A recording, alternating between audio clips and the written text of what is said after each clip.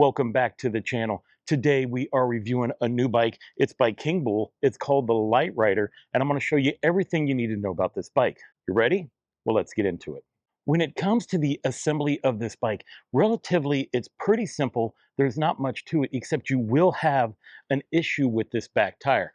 When they send it to you, the back tire has no air pressure in it at all, so whenever you try to fill it up, you're going to have to watch to ensure that the tire does seal inside the rim. I had to do this about 3 different times until I got it right, and now we're good to go. So just keep that in mind when you put this bike together.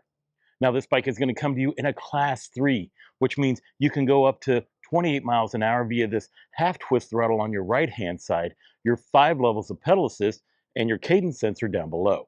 This bike weighs 71 pounds but has a payload capacity of 400 pounds. During the making of this video, you can purchase the Literider from their website for $999, and it comes with a 2-year warranty. Now, it also only comes in a step-through model that you see here, and Kingbull says that the average rider height for this bike is between 5'1" to 6'5". The Literider also comes in 4 different colors: red, black, green, and this white version that I have right here. Now, Kingbull says that the Literider will go up to 50 miles on a single battery charge, but I took a look at their website and they said if you ride it in pedal assist number 5, well, the average distance you can go is 24 miles. If you've seen any of my videos, you know that I'm going to abuse this bike. We're going to run it through all kinds of testing, so who knows what kind of mileage we're going to get out of this bike. The Literider has a 48-volt rear hub motor. It has 750 watts with a peak power of 1,300 watts and 80 Newton meters of torque. It also has a 7-speed transmission, a Shimano tourney derailleur, and the standard Shimano 7-speed thumb shifter. For stopping power, you have a Core Ride 2-piston hydraulic brake system and 180mm rotors. Your front forks are by Mozo USA. They are hydraulic. They have 80mm of travel. You can preload them and you can lock them out. I am a big fan of the 6-spoke magnesium wheels. They are sitting on some CST BFT 20x4-inch tires. They have a medium mountain bike tread on them and they're puncture resistant. The battery is hidden in this down tube right here. It is a 48-volt 15 amp hours with 720 watt hours of power. Now you can charge it up while it's on the bike. There's a charging port right here on this side, or you can remove the battery and charge it somewhere else. It will come with 2 keys. To pull the battery out, you're just going to turn that key, pull the battery out, and you can charge it someplace else. Now right here is a battery indicator so that if you do have it outside the bike, you can see. And then right here, you have to turn the battery on to make it work on the bike. So that is a nice little safety feature. Let's put that there. And to put the battery back in, clip it, pull your key out, you're good to go. This bike does come with a 3 amp charger, which means you can charge this bike up in about 5 hours. The Kingbull Literider has a UL certification of 2849. It also has an IPX rating of 6.5, which means it is water and dust proof. Additional features include plastic fenders, plastic foldable pedals, a double chainring guard, padded seat with quick release seat post, a back rack that can hold up to 150 pounds, this built-in carrying handle that can also be used to lock up your bike, and a telescopic stem. Your Kingbull comes with quite a few accessories. Right here you get 2 mirrors, you get an air pump, a phone holder, a lock, and 2 bungee cords for the back rack. Unfortunately, you will not be able to use these on your rear rack because this is the hook that it goes to, and these rods right here that create the rack are too wide. So you really can't hook these on here unless it was totally stretched out as if you had a package on the back. But if you do not, well, they're not going to stay on there. One of the reasons that you would be interested in this bike is because it is foldable. Now, when it's not in its folded state, it is 70.5 inches. And to fold it is pretty simple. You're just going to release this stem part right here, bring that down, and then we're going to release the frame. We're going to bring that back upon itself, put your kickstand up, and then just pull the bike together. This one's a little stiff because it's brand new, but we're going to get it. Oh, there we go. When folded, this bike is 35 inches long, 28.5 inches tall, and 21.5 inches wide. Let's talk size and fit. Now, when it comes to adjusting this, well, it does have markings here on the back, and we're going to set it to our lowest rider. This also disconnects, but it only comes down to here. And there you go. That is your settings for your lowest rider. Now let's go ahead and set it up for your tallest rider. This tells you where your highest point can be. You're just going to lift this up to its highest point, which is right there. And that is your configuration for your tallest rider. For me, well, I am 5'9" with a 32-inch inseam. And this right here is about where it works out for me. So this is what I'm going to look when I'm riding the bike today. Cockpit Operations. On your left-hand side, you have this thin yet harder rubber for a grip. This is your front brake lever right here. This is your headlight and your horn. This is your control pad that operates the bike. Before we can turn the bike on, we have to ensure that the battery is turned on, and it is. This is what it looks like in the off position, and this is what it looks like in the on position. Now to turn the bike on, you're just going to hold this power button right here until your display lights up. This is your display. Now don't worry, it's not going to be flashing like this. That is because of my camera. But here is your energy bar right here. This tells you how much battery power you have. Here's your speed limit. This tells you your pedal assist level. And this is your odometer, which also gives you other kinds of information. There is also a USB port right behind the display. To operate the display, you have some options right here. You hit the plus button and it takes you up in pedal assist level, as you can see right here, all the way up to 5. Use the minus button to take you down in pedal assist levels. To bounce through your different settings right here, you're just going to hit the power button real quick. It's going to take you to your trip mileage, your voltage, which is going to come in handy today, how much current's going through, and how much time you've been on the bike. Hit it one more time and it goes back to odometer. When it comes to the trip mileage, it will reset every time the bike is turned off. Right here is your headlight button. You just hit that real quick. It turns your headlight on and your tail light. And then whenever you're done, you just hit that button again. Right here is your horn. I do like the headlight on this bike. It has like that halo effect going around the sides of it. And then it has a nice bright bulb in the middle. When you turn the headlight on, your tail light's going to come on. And this is what it looks like when you apply the brakes. It gives you a nice, brighter, solid look. When the headlight is off, well, the brake light still works. On your right-hand side, you have your half twist throttle right here. This is your rear brake lever, and this is your gears. To go down in gear, you're just going to use this lever with your thumb, take it down in gear, and then you're going to push this button to take it back up in gear. To hop into your advanced settings, we're going to hold the plus and minus button down. They do have a lot of advanced settings, and right here is where we're going to make some changes. The P01, that means you can change it for brightness. 3 is your brightest level. To move to the next one, you're just going to hit the power button real quick. Number 2 is where you bounce between miles and kilometers, so that's already set. 3 is your working voltage. 4 is how long you want the bike to stay idle before it shuts down. Right now it's set for 10 minutes. Right here tells you how many different pedal assist levels you have. When it's set for 1, it has 5. If you put it to 0, it has 3 different levels of pedal assist. Let's go ahead and put that back to 1. Let's move on. Number 6 tells you what the wheel size is. 7, the number of magnets for the speed sensor. We don't mess with that. Number 8 controls your speed. That's in kilometers. You can take it all the way down to 10 kilometers or as high as 41. I only covered the ones that I thought would be important to us. If you want to see any more of them, well, they're all in your manual. It is time for my favorite part, and that's where we get to take the bike out on the road and see how it does. It is another beautiful day here in Chicago to do a review. High is going to be about 83 degrees, so we're going to get the best that we can out of this battery for distance. Also, this is the Bloomingdale Trail, known as the 606. I am riding in 0 pedal assist mode right now, so it's just me and the bike. It's providing no assistance, throttle doesn't work or anything like that. And we're cruising about 10 miles an hour in gear 4. Overall, it's easy to ride, you're just not going to go very fast. Let's go ahead and test out the throttle. I don't know if you guys can see this. The screen's kind of hard to see in the bright sunlight, but we are in pedal assist number 1. We're doing throttle only, and we're going to see if the pedal assist is dictated to the throttle, and I can tell you that it is right now. Our top speed is 9.8 miles an hour. Let's try pedal assist number 2. Ooh, I felt it kick right when I hit that. And it's got us going 15 miles an hour. Let's try number 3. Another nice kick forward. Pedal assist 3 will have you moving at 20 miles an hour. Let's try 4. 25 miles an hour is pedal assist number 4. Let's go for 5. Pedal assist number 5 will have us doing 27.8 miles an hour. Now let's go ahead and test out the pedal assist levels. We're not going to be using throttle at all. We are in pedal assist number 1 in gear 4. You are cruising at 12 miles an hour in pedal assist 1. Let's go for 2.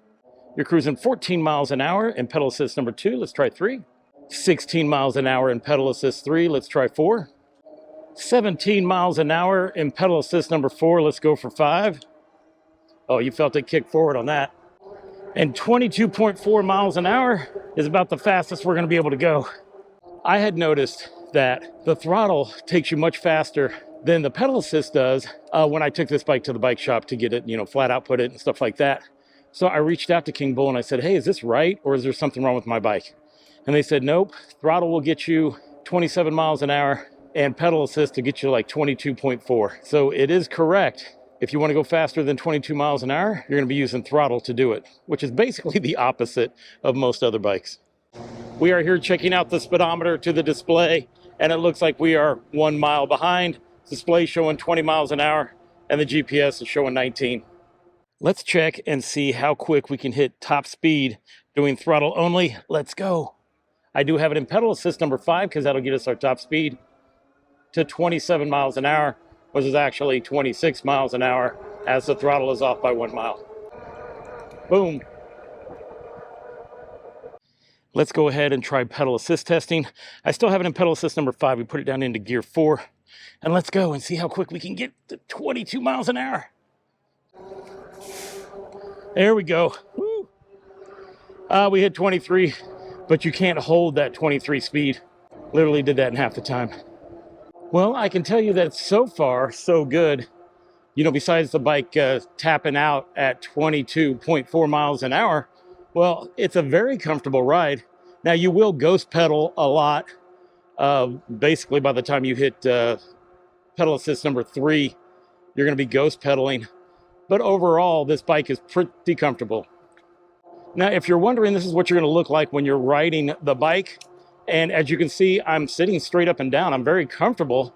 And that is, what you definitely want to do, or you want to be in a comfortable position when you're riding. And that way you can do long distances without any issues. Let's head over and do the brake test. It is now time for the brake test. We're going to go ahead and do it in 2 different ways. We're going to do 22 miles an hour first, because that's how the fastest we can go using pedal assist. And then we're going to do it using throttle only, which will get us at full speed. Ooh, she stops pretty tight. We're at 22 feet right there. All right, let's go ahead and get some real speed on this bike. Starting from a little farther back, giving us as much room as we can to get to the top speed. Let's go. Wow. This bike stops. Are you kidding me? 26 feet. That's probably about the best braking that I've seen on a bike going 27 miles an hour. That is impressive. It is now time for the hill climb. This hill goes from 15 to 20% grade. We're going to start off by doing throttle only first, and let's see how it handles with these 80 Newton meters of torque and how this bike's performed so far. I don't figure we're going to have an issue heading up this hill, and we are not. We're even cruising at 10 miles an hour. Yeah, so no problem at all making it up this hill. Now we're going to go again using pedal assist only. I have it down in gear 4, pedal assist 5, and let's go and see how easy that is. Oh, full rotation before it kicked in, but we are cruising right up this hill, no problem. And yeah, it's even easier with pedal assist, as I knew it would be. No issues at all. Now here's one thing that I've noticed. We've done all of this, the brake test, the hill climb, the speed test, and we have not dropped any on the battery so far. And that is impressive. With the wind that I'm encountering, it seems that the average speed is going to be like 20 miles an hour. Well, I'm just going down a little hill right here, but I've been pedaling here for a hot minute, and 20 miles an hour is just comfortable. I mean, you're in pedal assist 5, and if you wanted to slow down and just let the bike take over with the cadence sensor, you can do that and still stay at 20 or close to it. We've made it all the way out here to Lakeshore Trail. The battery bar hasn't gone down any, and it's showing that we have 49 volts. So if I take a look at this, 49 volts is 70%, but none of your bars have come down yet. So this is a good, I'm glad I have the volts right here. So really we're at 70%. It is now time for the sand test. I'm gonna go out here, see how well this bike handles in the sand. I have it in pedal assist 5. I dropped it down to gear 3 so we can help with pedaling. And we're gonna use throttle, pedaling, all that good stuff. Let's see how it does. Oh boy, this is some serious thick sand. My back tire keeps spinning. Oh no. This sand is loose, but it's not handling it. It's not handling it. But look, it definitely wants to go. I mean, this thing just, that back tire is getting it done. That's just, it won't get us through. Whew, it acts like it wants to go. I guess this thing will get you to the beach. It wants to get you through the beach. I know if you walked it beside there and you were carrying a load, it would totally get through the beach, but you just won't be able to ride it through the sand on its own.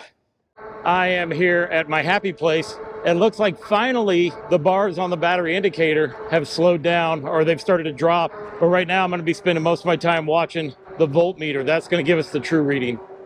We have quite a few people out today, which I'm surprised with this being a Wednesday. Didn't figure there'd be that many people out. If you guys ever get a chance to come out to Chicago, you definitely have to hit one of these trails out here and just cruise around and check out the lake and the playpen right there, and just people having fun. This is an excellent bike trail that goes around the edge of Chicago. Woo! The bars have dropped really bad. Let me show you guys what I'm talking about. I think I got to turn around. Let me show you. It is showing we're at 47. So we're at 55%, but it was dropping down to 45 as we were riding, which tells us we're at 40%. So what we're doing is we're gonna head back, at least when it runs out of power. I wanna be close to home. This bike is fun for off-road.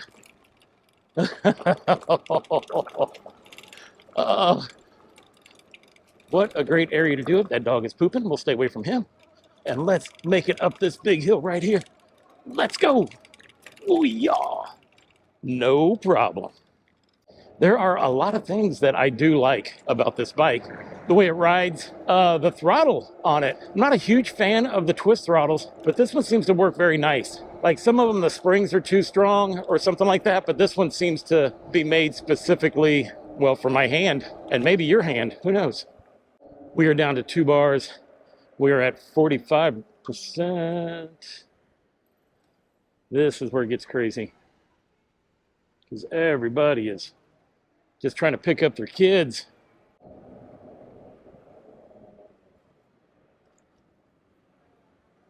This is why I like riding a bike in this city. I don't have to deal with all this crazy traffic.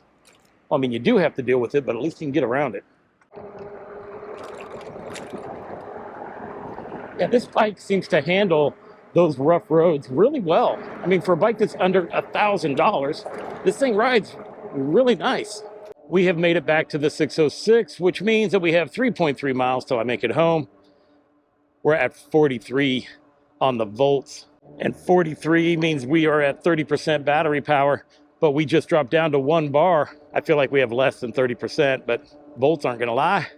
Using pedal assist and just pedaling, not using throttle. Normally I was cruising about 20 miles an hour. Right here it shows that we're at 17.3.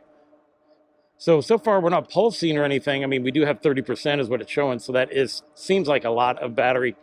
But you never know how these batteries are going to react once they start getting low like this, and that's what these reviews are for, so I can show you and we can learn together on how a bike acts when it starts to get low on power.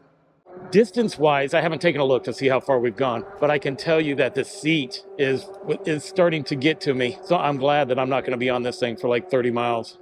The battery bar is now flashing, so you don't see anything else. Now it's just doing this, letting us know that we're should be down to our last 10%. Right now, I have it throttle only, and we're holding at 20 miles an hour, so that's pretty impressive. I haven't had any pulsing or anything like that with this bike either. This is going to be one of those bikes that's just going to give us everything it has until it can't give us any more.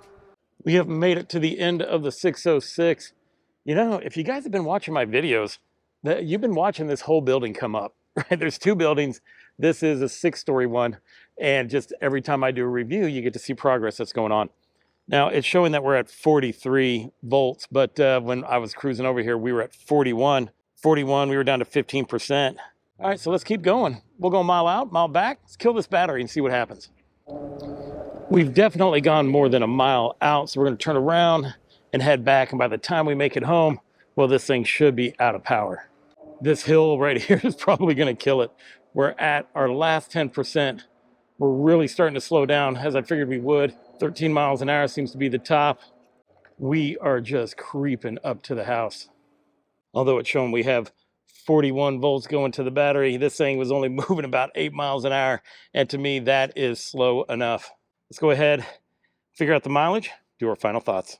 Now that we are back, we can talk about this bike. Now let's talk about mileage first. When I took a look at the display showed that we were at 23.7 miles. And at that point, we were really just running out of juice. We were only moving about like 8 miles an hour. When I took a look at Strava shows that we went 25.24 miles. Now, if you think about it, at the very beginning of this review, when I looked at their website, they said this bike would go 24 miles if you were using pedal assist number 5. I was using pedal assist 5 the entire time, but I also threw in like the sand test and the hill climb and the brake test, and this bike still went as far, if not farther, than what it shows on the website. So if you're going to take this bike out and just have a normal ride with it, well, you're going to get farther than what they show on the website. I have to say that this bike is a good time off-road. And unfortunately, you didn't get to see the first time that I took it off-road, which is on the way to the hill climb. I was having a great time. My audio cut out. You couldn't hear anything, so I went ahead and just killed that. But luckily, without knowing that, I went ahead and took it off-road on that second time, which is what you saw, which still shows the capabilities of this bike. A couple things that I'm like, you know, it's kind of weird that this bike only does 22.4 miles using pedal assist, but it'll go up to 27 miles using throttle only. Also, if there was anything I was going to switch out on this bike, it'd be this seat. By the time I hit home here, I was feeling this seat. Now, that is a preference thing, and it might not bother you at all, but it's really not that big of a deal to change a seat out. Also, this bike stops on a dime. You guys saw that brake test. This thing, I was super impressed with how well this bike stops. When it come to the sand, this bike definitely wanted to go through it, but it just wasn't happening today. You saw in the testing that back tire was just, we had plenty of torque. It must have just been too loose or something like that didn't enable us to ride through it today. Now, if you are interested in the Kingbull Literider, well, I'm going to leave a link down in the description below. That's going to lead you exactly where you need to be. If I have a discount code, I'm going to throw that down there as well so you can get your best price. And that way, if you are interested in the bike, well, you can support the channel by clicking on that link and using that for your purchase. You can also support the channel by subscribing. You know, that is also an option. Matter of fact, I just enjoy the fact that you guys stay with me on these reviews. Thank you. Thank you very much for watching my reviews and having faith in what I say. And with that, I want to thank you for watching. So until I see you again, enjoy the ride.